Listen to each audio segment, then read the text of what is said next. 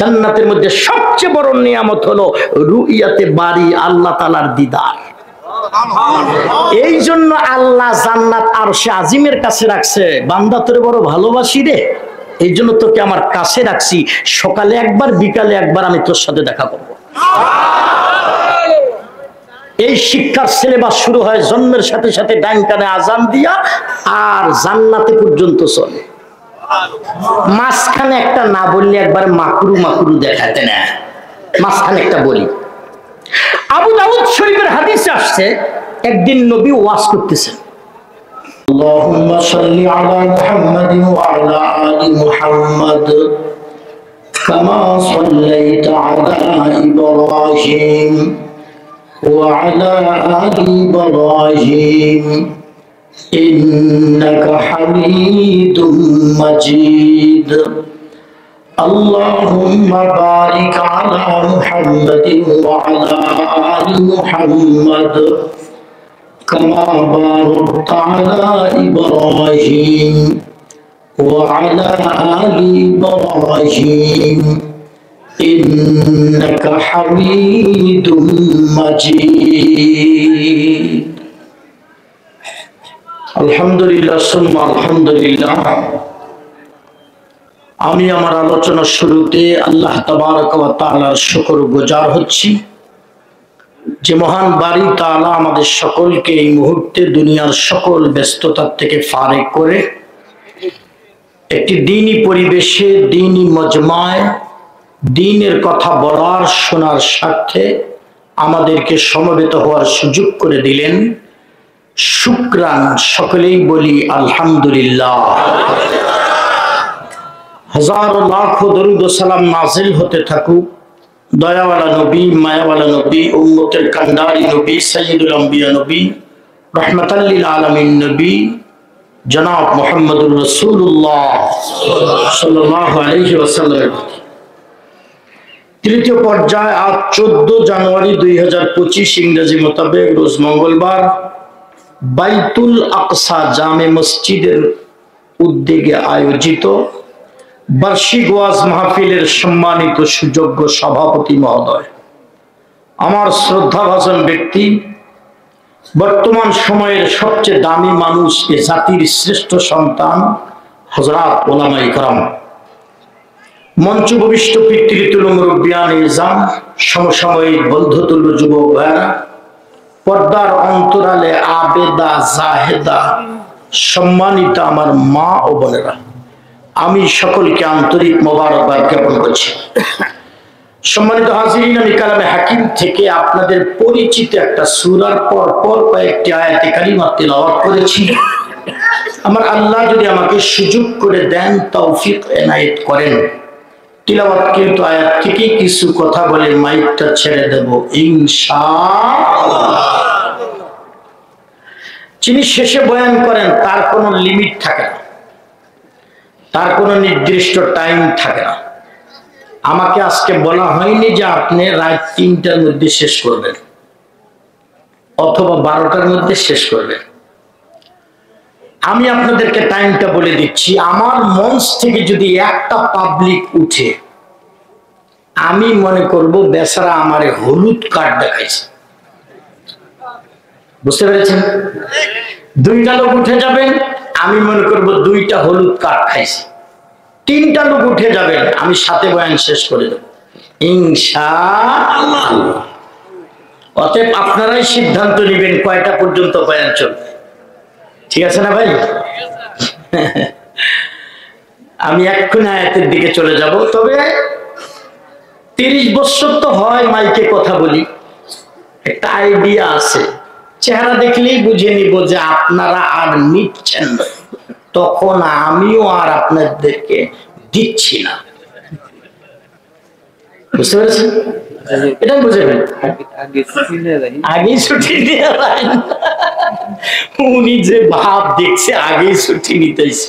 আপনাদের ছুটি, আপনাদের ছুটি। আপনারা যারা লোকাল প্রতিনিধি, জনপ্রতিনিধি, আপনাদের ছুটি দিতেই হবে, কারণ আমরা মাহফিল 1টা 2টা করে, ওনারা 4-5টা করে। বাস্তব এটা। এই জন্য আসলে আপনি আগেই ছুটি, তবে যতদূর পারেন একটু সময় দিয়ে, কারণ এইগুলা জায়গায় আপনাদের সময় দেওয়া দরকার। তো যাই হোক, আমি বিনা ভূমিকা এক্ষুনি আমি আয়াতের দিকে চলে যাব।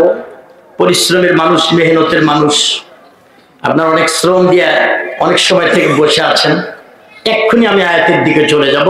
দোয়া করি আল্লাহ আমার মুখ থেকে এমন কিছু দিনের সহি কথা বের করে দেন, যে কথাগুলি বললে আমার তথা জাতির মানুষের হেদায়েতের কারণ হয়ে যায়। কষ্ট করে বলুন আমিন। মাইকওয়ালার, ডেকোরেটর, মা বোন সহ কর্তৃপক্ষ সবাইকে দোয়া করি এই মাহফিলকে আমাদের সকলের জন্য পরকালের নাজাতের জরিয়া বানায় দেন। যাদের শ্রম, মেহনত, অর্থায়নে আজকের এই প্রোগ্রাম, তাদেরকে আল্লাহ তাআলা যেন বারে কবুল করেন। আর একবার কষ্ট করে বলুন আমিন। আমিনের জোরটা ভালো হয়নি। আল্লাহর নাম বলতে গিয়ে যদি 2-3টা রড ছিঁড়ে যায় সমস্যা, কলিজাটা ফেটে মরে যান আপত্তি আছে? একটু সুবহানাল্লাহ বলেন তো। আর একবার আলহামদুলিল্লাহ। ডাইন হাতটা ঝাঁকি দিয়ে আল্লাহু আকবার বলেন। ফাঁকায় ফাঁকায় দিয়ে মানুষের নাক টাক ফাটে দিয়ে না, মাঝে মধ্যে একটু এরকম দিবেন ইনশাআল্লাহ। পারবেন না? চলে। কিয়ামতের ময়দানে জান্নাতীরা জান্নাতে চলে যাবে, জাহান্নামীরা জাহান্নামে চলে যাবে। হিসাব সোজা। আল্লাহ বলবেন কোরআন পাঠাইছি, নবী পাঠাইছি, আলেম ওলামা পাঠাইছি, ওয়াজ করছি।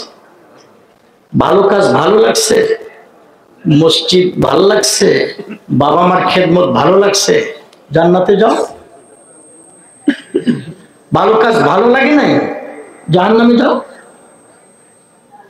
এর সে সাদা মাথা কথা আছে? সোজা হিসাব। ভালো কাজ ভালো লাগছে, জান্নাতে চলে যাও। ভালো কাজ ভালো লাগে নাই, জাহান্নামে চলে যাও। তো জান্নাতীরা জান্নাতে চলে যাও। জান্নাতের ছাদের উপরে এরকম একটা সেমিনার, কোরআনী সেমিনার। সুবহানাল্লাহ বলা যাবে? জান্নাত কোথায় জানেন? জান্নাত কোথায়? তাফসীরে মাযহারিওয়ালা লিখছে, জান্নাত হলো সপ্তম আকাশের যেটা ছাদ, সপ্তম আকাশের যেটা ছাদ, এইটা জান্নাতের মেঝে। আর সরাসরি আল্লাহ পাকের আরশ আজিম যেটা, এইটা হলো জান্নাতীদের ছাদ। জান্নাত এখানে কেন? সামনে যদি সময় পাই বলবো। জাহান্নাম একবারে নিচে। রাশিয়ার বিজ্ঞানীরা মাটির নিচে যাওয়ার জন্য অনেকবার চেষ্টা করছে। কত দূর যাওয়া যায়? 6 কিলোমিটার সামথিং যাওয়ার পর আর যায় না, যেতে পারি না। বলছে বড় পাথর লাগছে। আরেক জায়গায় গিয়া চেষ্টা করছে, পারেনি। কয়েক জায়গায় গেছে, পারেনি। শেষে ওরা বুঝতে পেরেছে যে এরপর আর ভিতরে যাওয়ার পারমিশন নাই। তখন তারা সেখানে অনেক গবেষণা করার পর আবিষ্কার করেছে যে এই শক্ত জিনিসের ভিতরে মানুষের বা কোন প্রাণীর চেঁচামেচি, চিৎকার আওয়াজ পাওয়া যাচ্ছে। অনেকেই মন্তব্য করেছেন এটাই জাহান্নাম। যাই হোক, জান্নাতীরা জান্নাতে চলে যাবে। জান্নাতের ছাদের উপরে একটা সেমিনার হবে, এরকম কোরআনী সেমিনার। যেই সেমিনারের শ্রোতা হবে শুধু জান্নাতীরা, এখানে জাহান্নামীদের চান্স নাই। যেই সেমিনারের বক্তা হবে আম্বিয়া আলাইহিস সালাম, নবীগণ। প্রধান বক্তা হবেন মুহাম্মদুর রাসূলুল্লাহ সাল্লাল্লাহু আলাইহি ওয়াসাল্লাম। যেই সেমিনারের সভাপতি হবেন স্বয়ং মহান আল্লাহ তাআলা। সভাপতির উদ্বোধনী বক্তব্য দিতে গিয়ে আল্লাহ পাক বলবেন, পয়গম্বর, আমি আপনাদেরকে দুনিয়ায় প্রেরণ করেছি কোনো না কোনো মুজিজা দিয়ে, অলৌকিকতা দিয়ে দুনিয়ায় প্রেরণ করেছি। সব নবীকে কিন্তু আল্লাহ কোনো না কোনো মুজিজা দিয়েছেন, যেন উম্মত বুঝতে পারে যে উনি সঠিক, উনি বরহক নবী। আমাদের নবীর আগের নবীর নাম হলো হযরত ঈসা আলাইহিস সালাম। ওনার মুজিজা ছিল উনি যে কোনো মাইয়িতকে যদি বলতেন কুম বিইজনিল্লাহ, কে আসিস দাঁড়া, 1000 বছর আগের মাইয়িত যদি কবরে শুয়ে থাকে সাথে সাথে জীবিত হয়ে ওনার সামনে দাঁড়ায় যায়। এটা ছিল ওনার মুজিজা। মাটির পাখি তৈরি করে যদি ফু দিতেন উড়াল দিয়ে চলে যেত। আর একটু ডিপলি যাই, আপনাদের ধৈর্য আছে তো?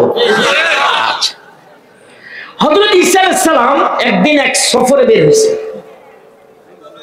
সাথে একটা লোক। সেই সময় দোকানপাট মার্কেট এটা এত অ্যাভেলেবল ছিল না।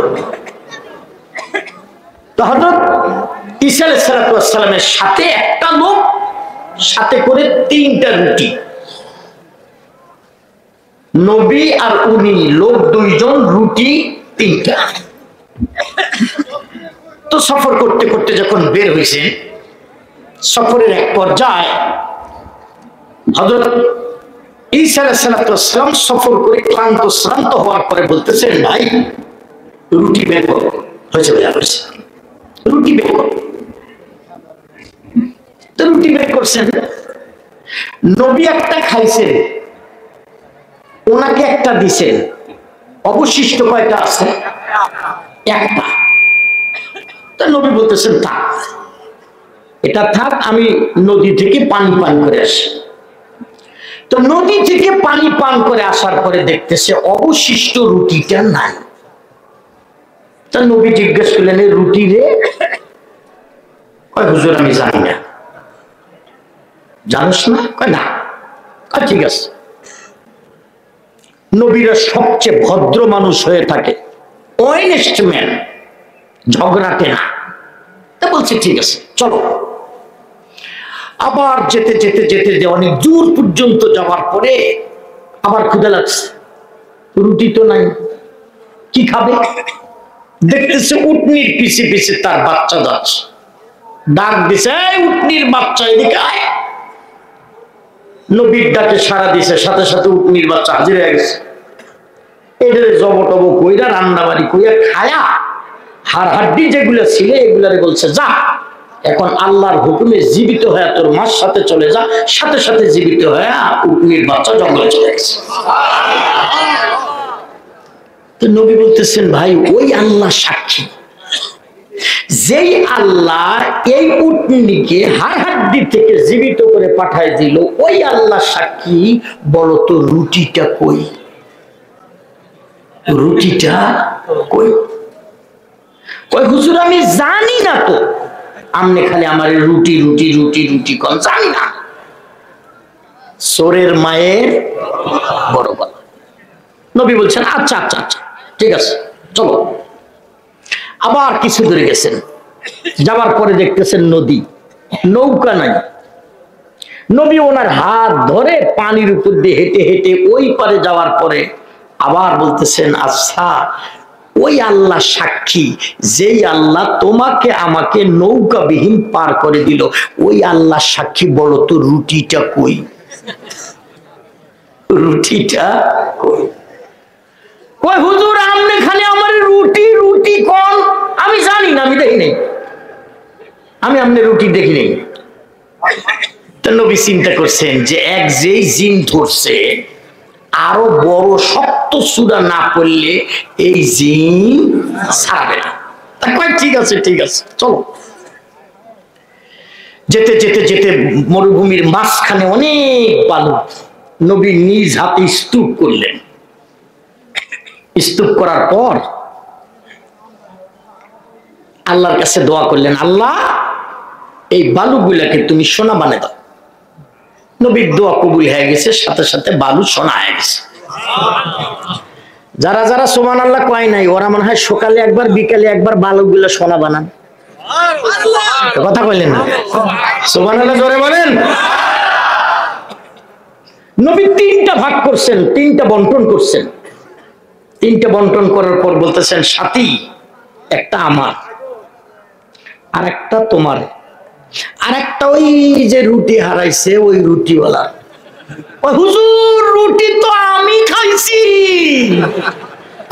ও রুটি তুমি খাইছো, এতক্ষণে জিন ছাড়াইছে। দেখো শোনো, তোমারটাও তোমার, আমারটাও তোমার, অবশিষ্টটাও তোমার, তবে তুমি আর আমার সাথে যাইতে পারবে।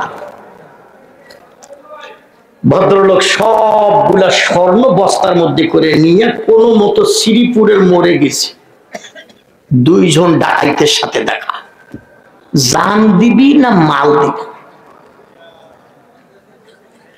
এ খুব চালাক, কয় ভাই শোন, এখানে যতগুলো স্বর্ণ আছে তোমরা দুইজন আমি একজন, তিনজন যদি সমান করে ভাগ করে নেই, 342 গোষ্ঠী বসে কালো শেষ হবে না। অতে মারামারি দরকার নেই, সমান ভাগ কর। তবে হ্যাঁ, আমি একটু ক্লান্ত শ্রান্ত ক্ষুধার্থ, তোমরা তো দুইজন আছো, একজন যদি আমার পাহারা দা, আর একজন একটু স্বর্ণ দিচ্ছি, একটু নাস্তা নিয়ে আসো, খেয়ে দিয়ে বন্টন করি, তাহলে আমার জন্য একটু ভালো হয়। ডাকাত রাজি হয়েছে। যে স্বর্ণ নিয়ে গেছে নাস্তা আনতে, ও সিদ্ধান্ত নিচ্ছে নাস্তার মধ্যে যদি বিষ মিশাইতে পারে, সোনা আমার। সোনা চোরের উপর বাটপারি কারে কয় দেখে। ও যাওয়ার পরে এরা দুইজন সিদ্ধান্ত নিচ্ছে, ও আসার সাথে সাথে যদি ওকে আমরা মার্ডার করে দিতে পারি, তাহলে তো সোনা আমাদের। উভয়ের সিদ্ধান্ত ফাইনাল। ও আসার সাথে সাথে ওকে মার্ডার করে দিচ্ছে। এখন কয় এত কষ্ট করে একটা মানুষ মারলাম, ক্লান্ত শ্রান্ত হয়ে গেছি, একটু নাস্তা খায়া বন্টন করি। নাস্তার মধ্যে বিষ, মামলা খালাস, 3টা লাশ পড়ে আছে। কিছুক্ষণ পর পয়গম্বর ওই দিক দিয়ে যাচ্ছে। হযরত ঈসা আলাইহিস সালাম যেটারে দিয়ে গেছিল এটারে দাঁড় করেছে, কম বিজলিল্লাহ, দাঁড়া। ঘটনা কি রে? এই ঘটনার বিশাল বর্ণনা দিছে। আমি এই কথাটা তখন পর্যন্ত বুঝাতে চাচ্ছিলাম, সব পয়গম্বরকে আল্লাহ কোনো না কোনো মুজিজা দিয়ে দুনিয়ায় পাঠাইছেন। সুবহানাল্লাহ বলা যাবে? হযরত মুসা আলাইহিস সালাম, ওনাকে আল্লাহ একটা লাঠি দিয়েছেন। জখিরায়ে মালুমাত একটা কিতাব আছে, কওমি মাদ্রাসার অনেক জায়গার সিলেবাসের কিতাব। এই কিতাবের মধ্যে লেখেন ওনার লাঠির মধ্যে মুজিজা ছিল 13টা। বলবো এক দুইটা? ধৈর্য আছে আপনাদের? উনি যখন লাঠি নিয়ে যায়, লোকজন নাই, সায় সাথী নাই, বন্ধু বান্ধব নাই, ওই লাঠি ওনার সাথে গল্প করতে করতে রাস্তায় চলে যাচ্ছেন। ক্ষুধা লাগছে, মন চাইছেন কলা খাবেন, লাঠিকে জমিনের উপর গাড়ি দিয়ে কয়, এই লাঠি, ওই কলার গাছ হ। সাথে সাথে কলার গাছ হয়, কলা ধরে, পাকে, নবী ছিঁড়ে ছিঁড়ে খায়। আরেকবার সুবহানাল্লাহ জোরে বলেন। সভাপতির উদ্বোধনী বক্তব্য দিতে গিয়ে আল্লাহ পাক বলবেন, পয়গম্বর দাউদ, আপনাকে আমি সুশোভিত কণ্ঠের অধিকারী করেছিলাম। দাউদ আলাইহিস সালাম যখন ওনার কণ্ঠে আসমানি গ্রন্থ তেলাওয়াত করতেন, সমুদ্রের মাঝ পর্যন্ত দাঁড়ে দাঁড়ে ওনার তেলাওয়াত শুনতেন।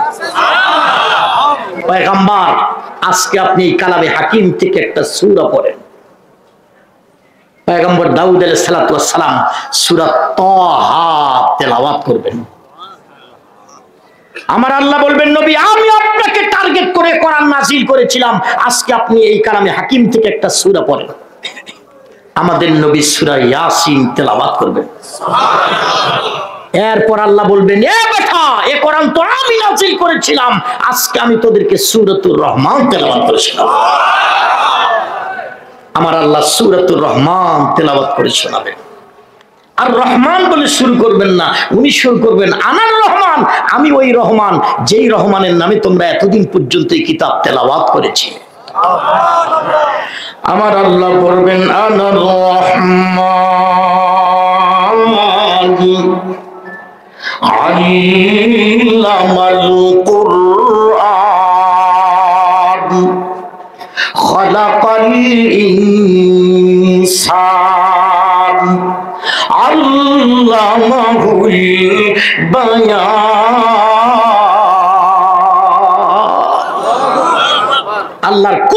কণ্ঠে যখন এই সূরাটা তেলাওয়াত হবে, জান্নাতি মানুষগুলো সব বেহুশ হয়ে যাবে। সরমনার মানুষ, উজানির মানুষ দেন না ওয়াজ শুনে লাফায়, এটা সব ঢং না, কিছু তো আছেই। আপনিও দুই একবার যায় দেখেন, আপনারও হালত পরিবর্তন হয়ে যেতে পারে। অ্যাকশন করে, অ্যাকশন। যখন জান্নাতে আল্লাহ এই সূরাটা পড়বে, জান্নাতের মানুষকে এত অ্যাকশন করবে, জান্নাতীরা সব বেহুশ হয়ে যাবে। আরেকবার সুবহানাল্লাহ বলেন। আমি কালামে হাকিমের ২৭ পারা থেকে সূরাটা তেলাওয়াত করেছি। এই সূরাটির নাম সূরাতুর রহমান। 22 সিরিয়ালে এই সূরাটি সিরিয়াল নাম্বার 55, 55। নুজুলের দিক থেকে এই সূরাটির সিরিয়াল নাম্বার 97, 97। আয়াত আছে 78টি, রুকু আছে 3টা। আমি 4টা আয়াত পড়েছি বাপ, এক লাইনে শেষ, এত ছোট আয়াত। শুধু একটু অনুবাদটা বলি, তারপর দেখা যাক কি হয়। আর রহমান, এক আয়াত শেষ। এটা আল্লাহ পাকের একটা গুণবাচক নাম, দয়াবান, মেহেরবান, দয়ালু, এগুলো অর্থ আসে। আল্লামাল কোরআন, যিনি শিখালেন কোরআন, তিনি হলেন রহমান। খলাকাল ইনসান, যিনি বানালেন ইনসান, তিনি হলেন রহমান। আল্লামাহুল বয়ান, যিনি আমাদেরকে শিখাইলেন বয়ান, তিনি হলেন রহমান। 2 নম্বর আয়াতে 2টা শব্দ আছে। একটা শব্দের উপর কিছু কথা বললে আমার টাইমটা আউট হয়ে যাবে ইনশাআল্লাহ। 2 নম্বর আয়াতের মধ্যে 2টা শব্দের একটা শব্দ হলো আল্লামা, 3 অক্ষর বিশিষ্ট শব্দ, আইন লাম মিম, আলম। এটাকেই বলা হয় আলম। আলম এই শব্দের কোনো বাংলা অর্থ হয় না, বাংলা কোনো তরজমা হয় না। কোরআন শরীফের অনেক শব্দ আছে যেগুলোর বাংলা তরজমা নাই। যেমন ওয়ারাত্তিল কোরআন, তারতিলা, তারতিল শব্দের বাংলা তরজমা নাই। আমরা বাচ্চাদেরকে গা ভাষা শব্দ দিয়ে বাচ্চাদেরকে পড়াই, কিন্তু বাংলা ভাষা ব্যর্থ ওয়ারাত্তিলের বাংলা শব্দ দিতে, এলেমের বাংলা শব্দ দিতে। আমি যে উস্তাদের কাছে মুসলিম শরীফ পড়েছি, সিয়াসাত্তার 2 নম্বর কিতাব, সিহা সহিহ ভবনের বহুবচন সিহা, সিত্তাতুন মানে 6টা হাদিস বিশুদ্ধ গ্রন্থ। কওমি মাদ্রাসা দাওরা হাদিসে পড়া হয়, কামিল মাদ্রাসা কামিলে পড়া হয়। বুখারী শরীফ, মুসলিম শরীফ, তিরমিজি শরীফ, আবু দাউদ শরীফ, নাসাই শরীফ, ইবনে মাজাহ, 6টা কিতাবের 2 নম্বর কিতাবটার নাম মুসলিম শরীফ। আমি যে ওস্তাদের কাছে বলেছি, পড়েছি, আমার উস্তাদ বলেছেন এলেমের বাংলা এলেম, এলেমের আর কোনো বাংলা নাই। এটা ভাষার দুর্বলতা। আমি সময় পেলে আরেকটু সামনে বুঝে দেওয়ার চেষ্টা করবেন। 1 মিনিটের জন্য মেনে নিলাম এলেম মানে শিক্ষা। শিক্ষা শব্দটা দিয়ে এলেমের পরিপূরক তরজমা হয় না বাবা। শিক্ষা শব্দের মধ্যে আলো আছে, তবে এলেম শব্দের মধ্যে আল্লাহ প্রদত্ত আলো আছে। শিক্ষা শব্দের মধ্যে আল্লাহ প্রদত্ত শব্দটা নাই। এই জন্য পরিপূরক অর্থ শিক্ষা শব্দ দিয়ে এলেমের হয় না। মেনে নিলাম 1 মিনিটের জন্য এলেম মানে শিক্ষা। আমাদের উপমহাদেশের মধ্যে 2 সিলেবাসে বিভক্ত, একটা হলো আরবি শিক্ষার সিলেবাস, আর একটা জাগতিক শিক্ষার সিলেবাস। আরবি শিক্ষার সিলেবাসটা আবার পরবর্তীতে 2 ভাগে বিভক্ত হয়ে গেছে, একটা আলিয়া শিক্ষা, একটা কওমি শিক্ষা। আলিয়া শিক্ষার জন্ম কোথায়, কওমি শিক্ষার জন্ম কোথায়, আরবি শিক্ষার জন্ম কোথায়, জেনারেল শিক্ষার জন্ম কোথায়, এতগুলো আমার বলার সময় হবে না। প্রত্যেকটার অবদান জাতির উপরে আছে, কম বেশি অস্বীকার করার সুযোগ নাই। তবে আমি 2টা শিক্ষার সমন্বয়ে কিছু কথা বলতে চাই, জাগতিক শিক্ষা আর আরবি শিক্ষা। জাগতিক শিক্ষার সিলেবাস মানব রচিত, যার কারণে এর মধ্যে ভুল আছে, দুর্বলতা আছে, পরিবর্তন আছে, লাস্টিং পাওয়ার কম। পক্ষান্তরে এই শিক্ষার সিলেবাসের প্রবর্তক কে? আল্লাহর নাম জোরে বলতে হবে, আরেকবার আওয়াজ করে বলেন। বাসা বাড়িতে যদি আল্লাহকে ডাকেন, এ বাড়ি ও বাড়ির লোক বলবে মনে হয় বিপদে পড়ছে। বাজারে ঘাটে রাস্তায় আল্লাহকে ডাকবেন, মানুষ মনে করবে লোকটা তার ছিঁড়ে গেছে। এটা আল্লাহ বলার পরিবেশ। জিন্দেগির একটা ডাক যদি কবুল হয়, আল্লাহর কসম তকদির খুলে যেতে পারে, কপাল খুলে যেতে পারে। আওয়াজ করে বলেন এই সিলেবাসের প্রবর্তক কে? আল্লাহ তোমার গোলামের ডাককে কবুল করে নাও। জাগতিক শিক্ষার সিলেবাস মানব রচিত, মানুষের নির্মিত সিলেবাস। যেই দেশে পড়ায় ওই দেশের মায়ের ভাষা, ইন্টারন্যাশনাল হিসেবে ইংরেজি ভাষা। অঙ্ক না পারলে মানুষ কোনো কাজ করতে পারবে না, এই জন্য অঙ্ক এই তিনটা হলো মেইন। বাকি যেগুলো আছে পরিণতি, ভূগোল, কেমিস্ট্রি সহ এগুলা আনুষঙ্গিক। এই শিক্ষা, জাগতিক শিক্ষা, এই শিক্ষার হায়াত কম, লাস্টিং পাওয়ার কম। মানুষের নিঃশ্বাস আসা যাওয়া পর্যন্ত এই শিক্ষার লাস্টিং পাওয়ার। মানুষের নিঃশ্বাস আসা যাওয়া শেষ, এই শিক্ষার জিন্দা কবর। পক্ষান্তরে এই শিক্ষার লাস্টিং পাওয়ার অনেক লম্বা। এই শিক্ষা শুরু হয় জন্মের সাথে সাথে মানুষের ডাইন কানে আজান দিয়া। আজান বাংলায়, আজান ইংলিশে, আজান কিসে? নাকি ওই হাদি সাহেবের মতো বলবেন ভাই হজ করতে গেছিলাম সব আরবি, শুধু আজানটা বাংলা, শুধু আজানটা। আসলে কি আজান বাংলা? ও জন্মের পর থেকে শুনতে শুনতে আজান বাংলা হয়ে গেছে।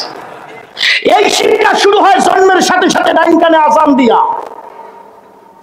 এই শিক্ষা শৈশবে চলে, কৈশোরে চলে, যৌবনে চলে, বার্ধক্যে চলে, মৌতে চলে, হায়াতে চলে, কবরে চলে, মিজানে চলে, পুলসেরাতে চলে, হাউজে কাউসারে চলে, আল্লাহর জান্নাতে চলে। একবারে শুরুটা কইলাম ডাইন কানে আজান, বাম কানে ইকামত। এখানে একটু কথা না বললেই নয়, আমলের কথা তো এই জন্য একটু বলি। আজান দিতে হবে আপনি আপনার সন্তান মায়ের পেট থেকে বের হওয়ার সাথে সাথে, এটা হলো নিয়ম। মায়ের পেট থেকে বের হওয়ার সাথে সাথে শয়তান তাকে মুরিদ করার জন্য ওয়াসওয়াসা দেয়। শয়তানের ওয়াসওয়াসার আগে আল্লাহু আকবারের আওয়াজ তার কর্ণকুহরে পৌঁছে দিতে হবে। মনে রাখবেন, মুসলমানের ঘরে জন্ম হওয়ার পর যদি কেউ নাস্তিক হয়, ওর জন্মের পর আজান হয় নাই। জন্মের পর যদি তার কানে আজান হতো, মুসলমানের ঘরে জন্ম হওয়ার পর সে নাস্তিক হতে পারে না। আজান দেয় না, আজান দিবে কিভাবে? বাচ্চা তো হয়েছে ওটিতে, ওটি বোঝেন তো, অপারেশন থিয়েটারে। ডাক্তার বাইর করিয়ে দিছে নার্সও, নার্স ওইটারে মুসি কুচিয়ে দিছে আয়া, আয়া নিয়ে গেছে গেটে। নানা আছে না দাদা আছে, ওর সাথে বকশিসের দর কষাকষি। তারপরে ফির দিছে ওই নানাকে বা দাদাকে, ওই আবার নিয়ে গেছে রুমে। ওই আবার ক্লিনিকের রুমত নেওয়ার পর ওর কোন আত্মীয় অমুক মসজিদের মুয়াজ্জিন ওর দিছে ফোন। ওই মসজিদের মুয়াজ্জিন আবার সাইকেল মুছতেছে। ওই সাইকেল মুছে জামা গায়ে দিয়ে আসতে আসতে মামলা খাইস। নিয়ম হইল নানি থাকুক, দাদি থাকুক, আয়া থাকুক, নার্স থাকুক, আজানের শব্দগুলো তার ডাইন কানে শুনে দিবে, একামতের শব্দ তার বাম কানে শুনে দিবে। আজান একামত হয়ে গেছে, এক ওয়াক্ত নামাজের হায়াত নিয়ে পৃথিবীতে এসেছে, ওর নামাজটা হবে নামাজে জানাজা। যাই হোক, শুরুটা কইলাম, মাঝখানে ওইগুলো টাইম হবে কিনা দেখি, একবারে শেষেরটা বলি। জান্নাতীরা যখন জান্নাতে চলে যাবে, জান্নাতীদের কাছে আল্লাহ পাক গিয়ে বলবে, এ জান্নাতীরা তোমাদের কোনো অভাব না? না, জান্নাতে একটা জিনিস নাই, সেটা হলো কোনো অভাব নাই। জান্নাতে অভাব আছে? যা চাবেন তা পাবেন, এটার নাম জান্নাত।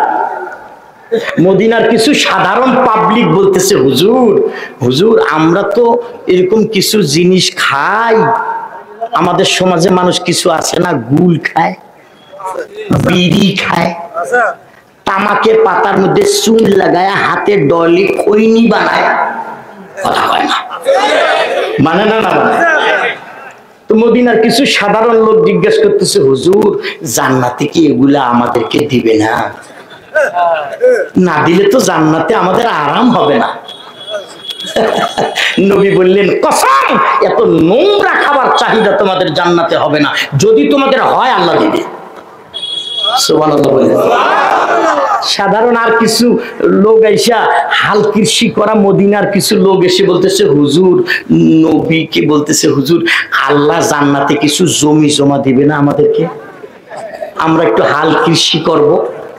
তো নবী বলে, জমি জমাও দিবে, তবে তোমরা রোপা গাড়ে শুধু মাথা ঘুরাবে, দেখবে ধানও হয়ে গেছে, পেকেও গেছে, কাটার সময় হয়ে গেছে।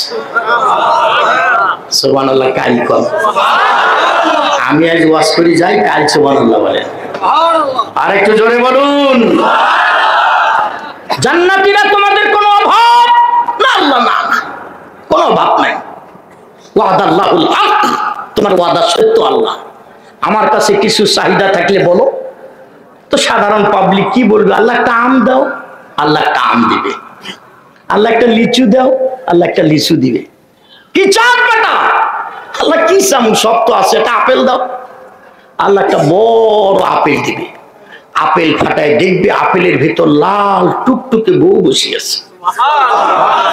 যার দরকার আছে, ব্যাটারি চার্জ আছে, তাই সুবহানাল্লাহ। যার দরকার নাই, ব্যাটারি লো, তার সুবহানাল্লাহ না কইও। আর একটু জোরে বলেন।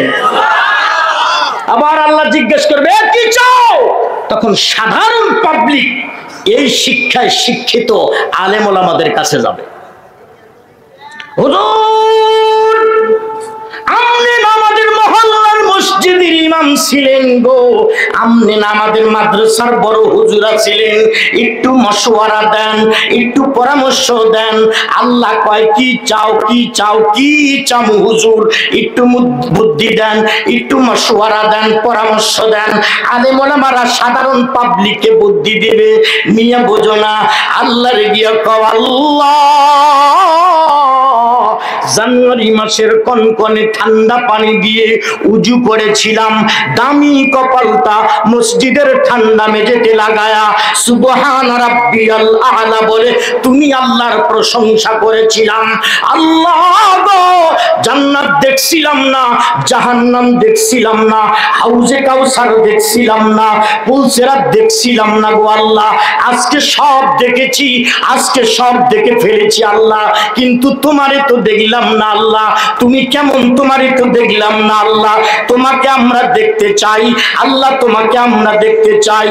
আল্লাহ বলবেন গোলাম উনজুর ইলাইনা, আমার দিকে দেখ, আমার দিকে দেখ রে বান্দা, আমার দিকে দেখ, চোখ ভরে দেখ, মন ভরে দেখ, পেট ভরে দেখ, দেখ গোলাম আমার দিকে দেখ রে, আমার দিকে দেখ।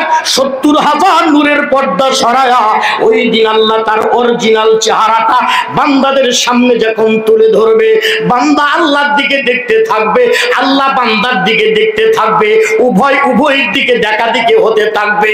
দেখতে দেখতে দেখতে দেখতে হাজার হাজার বৎসর চলে যাবে, বান্দার খবর থাকবে না।